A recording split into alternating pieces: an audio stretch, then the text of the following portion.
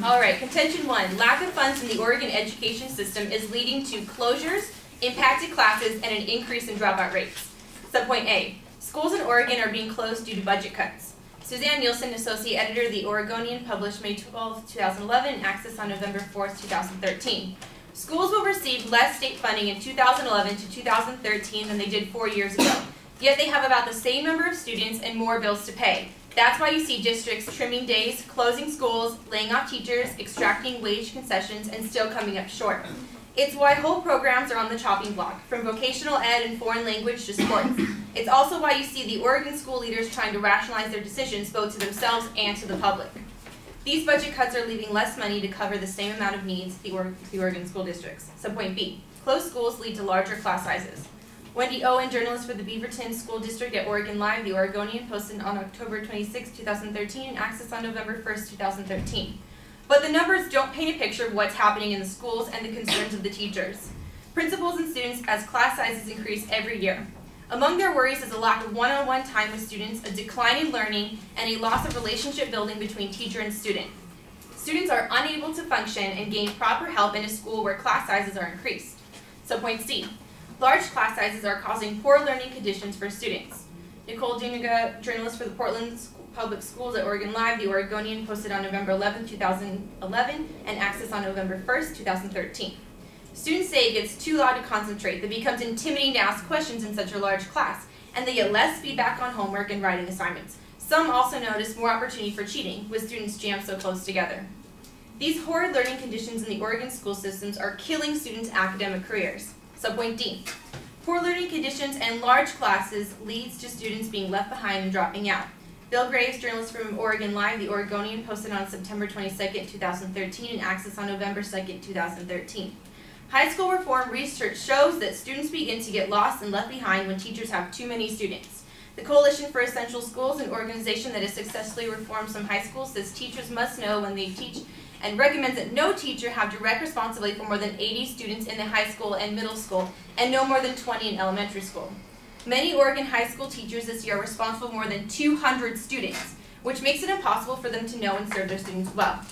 There is no possibility for greater student achievement and success in the classroom that is overflowing with students due to a lack of budget in the Oregon school system. Subpoint E. Student achievement and failure is directly linked to rising class sizes. Valerie Strauss, Washington Post, posted on October 27, 2010, and Access on November 9, 2013. One comprehensive study done for the U.S. Department of Education analyzed the achievement levels of students in 2,561 schools across the country. After controlling for student background, the only objective factor found to be positively correlated with student performance was smaller classes, not school size or teacher qualifications, nor any other variable that researchers could identify. Moreover, student achievement was even more strongly linked to class size reduction in the upper grades than the lower grades. The lack of funding in schools and greater classes are not giving students any hope of achieving their goals or accelerating in life. The schools have left the students down and left them behind. Contention 2. Legalizing recreational marijuana in Oregon will allow the state to tax and distribute money back to the educational system. Subpoint A. Decriminalizing marijuana would generate a large amount of tax revenue. Jane Carroll, conservative political analyst, The Oregonian, published September 17, 2013, Access on October 29, 2013. The strongest arguments for decriminalizing the use of marijuana are revenue related. 1. Taxing the sale of marijuana would bring much needed additional dollars to the state coffers. And 2. Eliminating incarceration for the use and sale of pot would save projected millions in prison costs. In 2012, Oregon's fiscal analysts, claiming there were simply too many uncertainties in a new marijuana market, refused to guess how much tax revenue would generate. However, they did project the measure would save a modest $1.4 million to $2.4 million in prison expenses. Subpoint B. State and local governments will save billions of dollars from taxing marijuana. Carolyn Fairchild, Associate Business Editor, Huffington Post, published on April 20, 2013, and Access on October 24, 2013. According to a 2010 study in Cato, legalizing marijuana would generate $8.7 billion in federal and state tax revenue annually. The researchers assumed that the legalized marijuana would be taxed similar to alcohol and tobacco, and that the income earned by pot producers would be subject to standard income and sales tax. Taxes aren't the only source of revenue that would come from legalizing weed, according to this study. State and local governments also stand to save billions of dollars that they currently spend regulating marijuana use. Lastly, subpoint C. 40% of the proposed marijuana taxation will go directly to schools. Using Zhang, reporter of the Oregon Legislature and State Government for the Oregonian posted on March 18, 2013, and accessed on November 11, 2013. The Oregon Liquor Control Commission would oversee taxation of marijuana according to the bill. Marijuana producers would be taxed $35 per ounce. The money would go to a cannabis tax account, with 40% of the proceeds going to schools and 20% to each Oregon State Police, the general fund, and services for mental health, alcoholism, and drugs. The money generated from taxes will go to schools, ultimately to improve the environment, class sizes, and the achievement of students. And now stand open for cross-examination.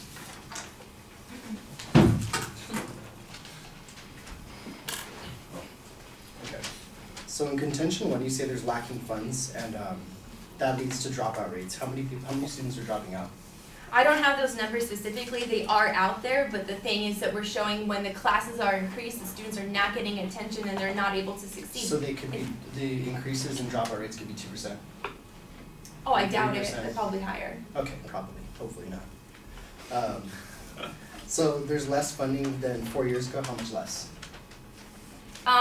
It doesn't exactly say. I did find evidence that it has said it was 11. So furloughs and sport programs and vocational programs being cut, how many programs specifically? Like, are they being cut completely or just yeah, limited? completely. Okay.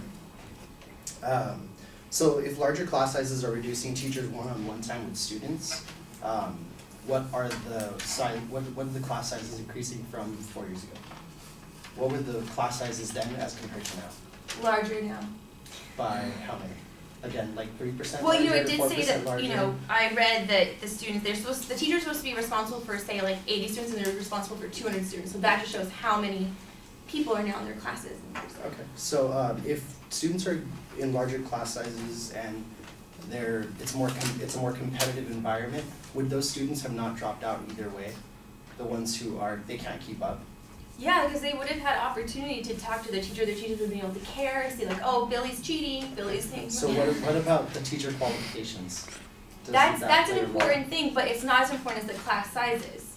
Because if you have a bad teacher and you have larger class sizes, you're creating a problem on a problem, and we're saying that that's the most significant issue here.